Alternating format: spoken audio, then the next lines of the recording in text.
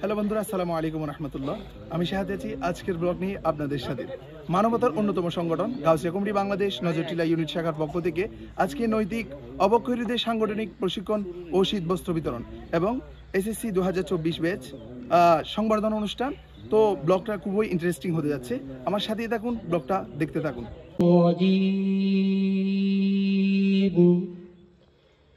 بسم الله الرحمن الرحيم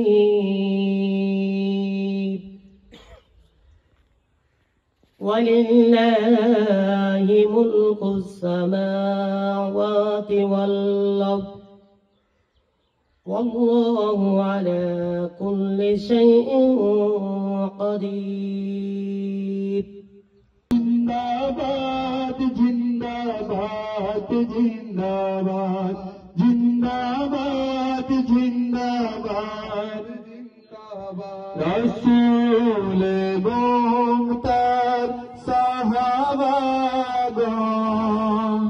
করেছেন যে পথে সঠিক গমন, রাসূল এবং তার সাহাবাগণ করেছেন যে পথে সঠিক গমন, আমরা যে তাই করি অনুসরণ, আমরা যে তাই করি অনুসরণ, চাই না আর মতবাদ।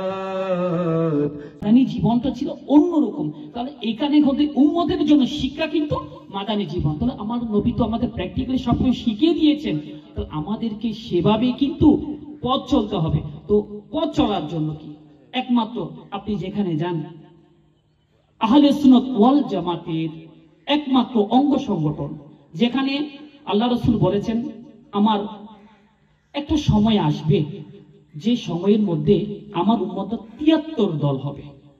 তখন সাহাবীরা প্রশ্ন করে, ইয়া রাসূলুল্লাহ সাল্লাল্লাহু আলাইহি ওয়াসাল্লাম, তো 73 দল হবে কিন্তু একটা দল হবে জান্নাতি, তো সে জান্নাতি দল কোনটা? তখন সাহাবীরা যখন জিজ্ঞেস করেছিলেন, আমার রাসূল বলেছিলেন জান্নাতি দল হচ্ছে ওইটা যেখানে আমি থাকবো, আমার সাহাবীরা থাকবে। তাহলে সেখানে বোঝাচ্ছে যেখানে রাসূল আছেন, আল্লাহ আছেন, সাহাবীরাও আছেন, সাহাবীর পরে তাবিঈন, তবে তাবিঈন, ফুকাহা, এরপর আস্তে আস্তে আল্লাহর ওলি আল্লাহরা যারা যেইখানে আছেন, যাদেরকে ওই মতের অনুসারে স্মরণ করা হয়, যেই দল, সেটা হচ্ছে কোনটা? আহলে সুন্নাত ওয়াল জামাত। তাহলে আমরা আছি কোন দলে? আহলে সুন্নাত ওয়াল জামাত।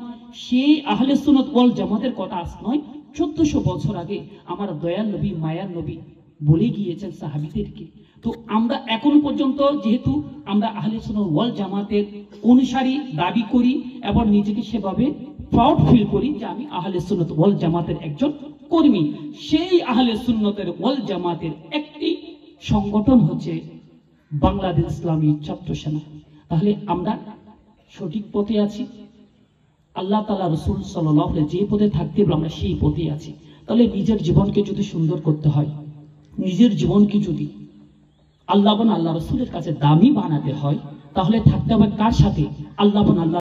চন্দ্রভূমি কিছু নেই, হামিদাও মুসাল্লিয়া ওয়া মুসাল্লিমা আম্মা বাদ। জাতিল লিন্নাস, তোমাদের সৃষ্টি করেছি মানুষের কল্যাণের জন্য, তোমরাই শ্রেষ্ঠ জাতি, তোমাদের সৃষ্টি করেছি মানুষের কল্যাণের জন্য। বিষয়টা এত সহজ নয়। আমাকে আপনাকে সৃষ্টি করেছেন মানুষের কল্যাণের জন্য। আমরা কি সেই কাজে নিয়োজিত আছি? আমরা কি মানুষের কল্যাণ করতে পেরেছি? আজ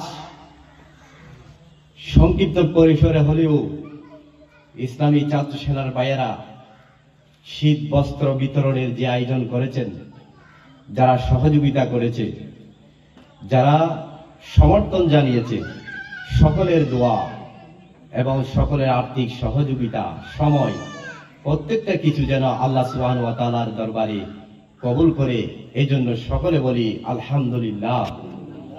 প্রিয় ভাইয়ের আমার, মানুষের কল্যাণ সবচেয়ে বেশি যদি চাই আমরা, ছাত্ররাই করতে পারবে। কেননা student life is the period of preparation for future life. ছাত্র জীবন হলো ভবিষ্যৎ জীবনকে প্রস্তুতি করার সময়, তৈরি করার সময়। আপনি যদি টার্গেট করেন, আপনি যদি উদ্দেশ্য নিয়ত করেন, আমি আমার জীবনকে সফলতার উচ্চ শিখরে নিয়ে যাব, তাহলে আপনি যদি সফল একজন স্টুডেন্ট হয়ে থাকেন, যদি আল্লাহ তাআলা আপনাকে সফলতা দান করে, তাহলে আপনি এই ঢাকাবাসী সহযোগিতায় আজকের এই সুন্দর এই অনুষ্ঠানে বিশেষ অতিথি হিসেবে উপস্থিত হতে পেরে আমি অদম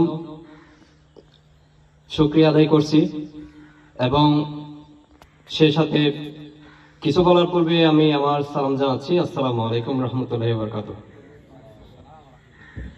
যেহেতু আজকের একটা বিষয় হয়তোবা আমাদের উদ্বোধক মহোদয় এবং বিশেষ অতিথি মহোদয় যে বক্তব্যের মাধ্যমে তুলে ধরেছে, সেটা হচ্ছে নৈতিক অবক্ষয় রোধে সাংগঠনিক প্রশিক্ষণ। সেক্ষেত্রে আমি সূরা আল ইমরানের 110 নম্বর একটা আয়াত আমি আপনাদের সামনে একটু করে পেশ করছি। আমরা শ্রেষ্ঠ জাতি, আমাদেরকে সৃষ্টি করা হয়েছে মানুষের কল্যাণের জন্য। সে সাথে আল্লাহ তাআলার নির্দেশনা হচ্ছে, তোমরা সৎ কাজে অনুপ্রেরণা যোগাবে এবং অনুপ্রাণিত করবে এবং অসৎ কাজে নিষেধ করবে। তো এই ক্ষেত্রে আমরা এই কোরআনের কারিমের এই আয়াত দ্বারা আমরা বুঝতে পারি যে নৈতিকতার যে বিষয়টা, এই আয়াতটা যদি আমরা বিশ্লেষণ করি, এই আয়াতের মধ্যে নৈতিকতার মূল কথাটা এখানে ভালোভাবে ফুটে উঠেছে। বাংলাদেশ ইসলামী ছাত্র সেনা মরিয়মনগর ইউনিয়ন শাখার অযোগ্য একদম অধম সভাপতি হিসেবে আমি একটা অনুপ্রেরণার একটা দিক পাচ্ছি। সেটা হচ্ছে বাংলাদেশ ইসলামী ছাত্র সেনা নজরুল ইউনিয়ন শাখা আজকে একটা সুন্দর একটা প্রোগ্রামের মাধ্যমে আমাকে অনুপ্রেরণা জুগিয়েছে যে এই বিষয়টা আমি আমার প্রত্যেকটা ইউনিট শাখাকে আমি এই বিষয়টা জানাতে পারবো যে আপনারাও মরিয়মনগর ইউনিয়নের নজরুল শাখার মতো আপনারা এরকম একটা প্রোগ্রাম করেন। এই ধরনের প্রোগ্রাম করলে অন্ততপক্ষে কর্মীরা, ছাত্র সেনা যারা করে, তাদেরকে আমরা আরো ভালোভাবে কি করতে পারবো, নৈতিকতার প্রশিক্ষণ দিতে পারবো এবং তাদেরকে আরো। আসসালামু আলাইকুম ওয়া রাহমাতুল্লাহি ওয়া বারাকাতুহু। আজকের যে অনুষ্ঠানের যারা আয়োজন করেছেন, নিশ্চয় তাদের মধ্যে একটা মহত্বপূর্ণ সৎ উদ্দেশ্য ছিল। ইসলাম আমাদেরকে যেটা শিখিয়েছেন, ইসলাম যে মানবতা আমাদের শিখিয়েছেন, ইসলাম যেই দিক নির্দেশনা মুসলমানদের জন্য প্রণয়ন করেছেন, আল্লাহ রাব্বুল আলামিন কোরআনে মজিদ ফুরকানে হামিদের মধ্যে ইরশাদ করেছেন, বিসমিল্লাহির রহমানির রহিম, ওয়া মা খালাকতুল জিন্না ওয়াল ইনসা ইল্লা লিয়াবুদুন। আল্লাহ রাব্বুল আলামিন কোরআনে মজিদ ফুরকানে হামিদের মধ্যে বলেছেন, আমি তোমাদেরকে মানব জাতি মানব এবং ইনসানকে একমাত্র আল্লাহর ইবাদতের জন্য সৃষ্টি করেছেন। ইবাদত বলতে আমরা শুধু মসজিদে শুয়ে থাকবো, ঘুমাই থাকবো, নামাজ পড়বো, সেটা। গাউসিয়া কমিটি বাংলাদেশ এবং বাংলাদেশ ইসলামী যুব সেনা, ছাত্র সেনা, এলাকাবাসী ও প্রবাসীদের যৌথ ব্যবস্থাপনায় আজকের এই নৈতিক অবক্ষয় রোধের সাংগঠনিক প্রশিক্ষণ ও শীতপত্র বিতরণ 2024 এবং এসএসসি উত্তীর্ণ শিক্ষার্থীদের সংবর্ধনা অনুষ্ঠানে সম্মানিত সভাপতি, বিশেষ অতিথিবৃন্দ, আগত ছোট্ট সোনামণিরা এবং মুরব্বিয়ানে গ্রাম, যুবক ভাইরা, সবাইকে সালাম জানাচ্ছি আবারও। আসসালামু আলাইকুম ওয়া রাহমাতুল্লাহ।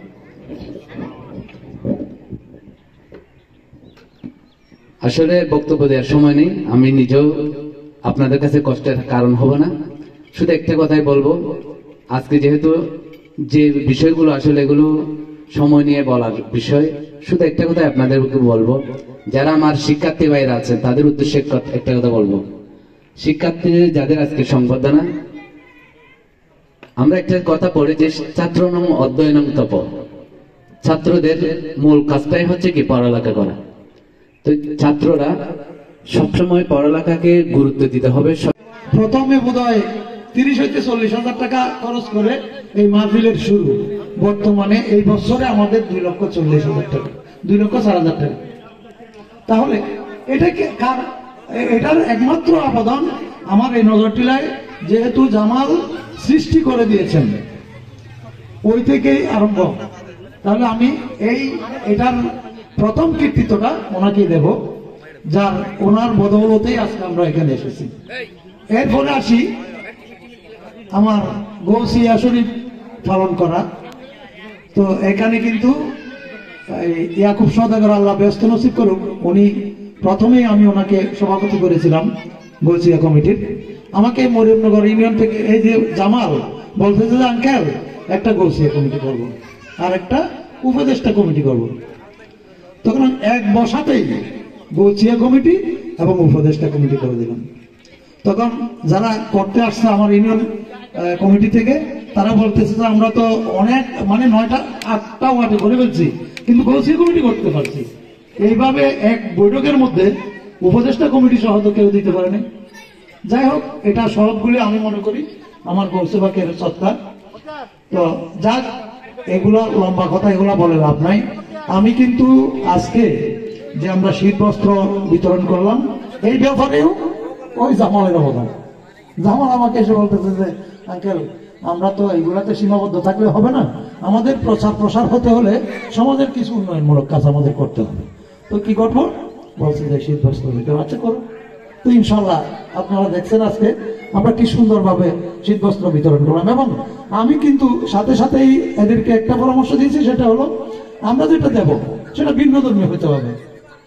অন্যরা 180-50টা কম্বল বিতরণ করতেছে, আমরা কিন্তু এতগুলি করবো না।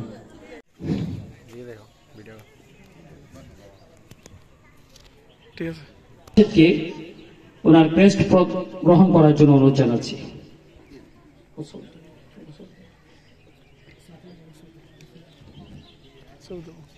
মারহাবা মারহাবা, সবাই ক্রেস্ট প্রদান করার জন্য অনুরোধ করতেছি। আজকের মাহফিলের আজকে মারহাবা, সবাই একটু জোরে মারহাবা মারহাবা বলি। এরপরে মোহাম্মদ ইসমাইল, মারহাবা মারহাবা, সবাই একটু জোরে বলি মারহাবা মারহাবা। এরপর হাসান ভাই,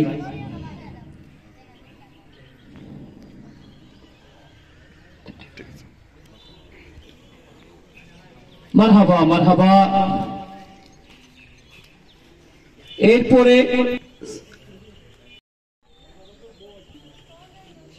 মহিউদ্দিন ফুজন করবে, মারহাবা মারহাবা। ঠিক আছে, মুখটা দিয়ে নুরুল আলম, নুরুল আলম না, এখন বসো বসো। শরীফ সহ যা কিছু আমরা আদায় করি, আল্লাহ পাককে হাতিয়ে বৃদ্ধি করে রহিম সাল্লাল্লাহু আলাইহি রওজায়ে মুবারাকায় পৌঁছে দিন। সৈয়দনা আদম আলাইহিস সালাম থেকে শুরু করে ঈসা রুহুল্লাহ পর্যন্ত পৌঁছে দিন। আসহাবে রাসূলুল্লাহ